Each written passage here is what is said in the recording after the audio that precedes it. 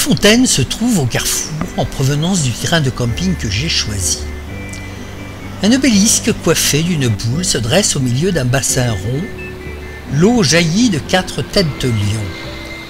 Chacune des 4 faces du haut de l'obélisque porte une étoile entourée d'une couronne de lauriers tressés.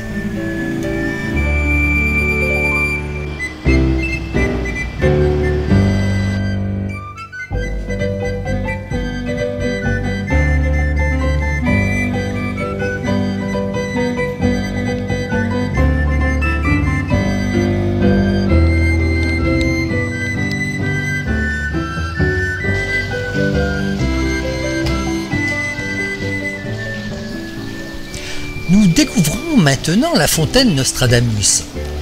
De style restauration, elle fut construite et inaugurée en 1814. Elle était dotée d'un buste de Louis XVI, en hommage au roi, qui fut enlevé en 1830 et remplacé par celui du célèbre astrologue en 1859. Lui qui est né dans la ville en 1503.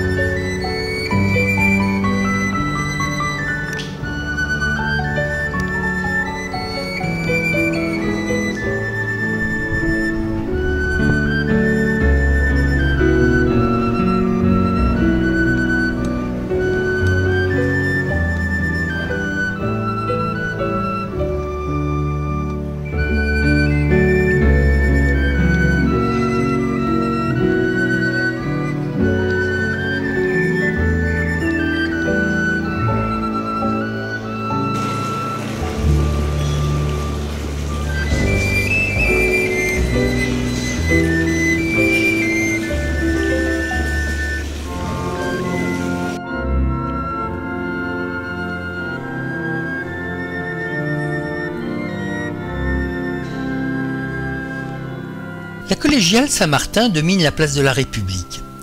Elle fut reconstruite en partie après un effondrement au début du XIXe siècle.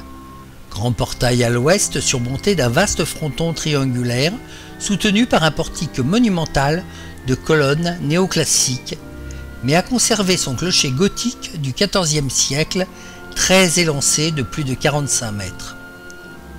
L'ensemble, qui ne manque pas d'allure, nécessite cependant de sérieuses restaurations.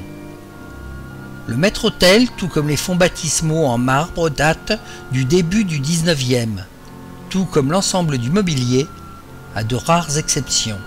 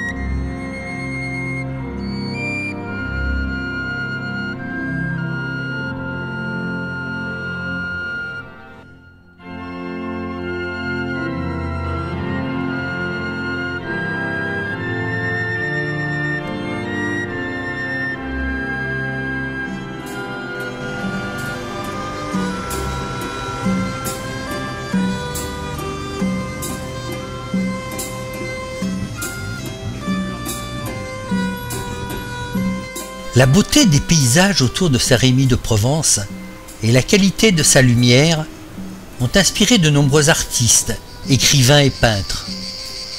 Le plus célèbre est sans conteste Vincent van Gogh, qui a peint plus de 150 toiles dans la campagne environnante lors de son séjour au monastère de Saint-Paul de Mosole.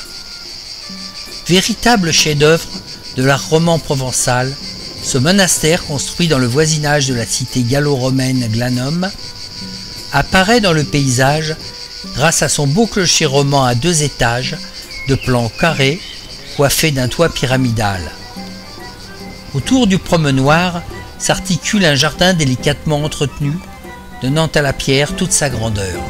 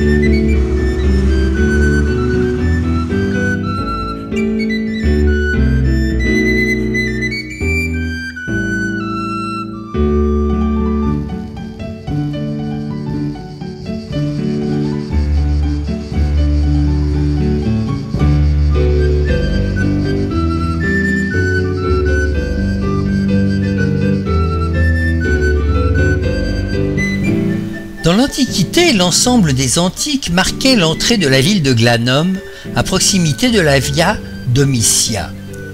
Il est constitué d'un arc de triomphe et d'un monument remarquablement bien conservé, improprement intitulé mausolée, qui n'a certainement jamais servi de tombe, mais plutôt de cénotaphe, en fait de monument commémoratif.